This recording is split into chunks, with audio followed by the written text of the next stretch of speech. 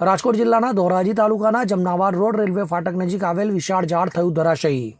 તો વરસાદી માહોલ અને ભારે પવન સાથે ઝાડ પડવાની બની ઘટના।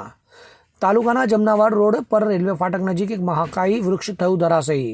તો ઝાડ ધરાશયી થતાં બીજી બાજુ સર્જાયો ટ્રાફિક જામ સર્જાતા વાહનોની અવરજવર માટે ખોરવાયો વાહન વ્યવહાર। ત્યારે 1.5 કલાક બાદ ફોરેસ્ટ વિભાગ દ્વારા ભારે જહેમત બાદ ઝાડને સાઈડમાં ખસેડાયું। હવે જુઓ દેશ દુનિયાની તમામ ખબરો તમારી આંગળીના ટેરવે। ઉઠાવો મોબાઈલ અને ગૂગલ પ્લે સ્ટોર પરથી ડાઉનલોડ કરો અમારી CN24 ન્યૂઝ મોબાઈલ એપ।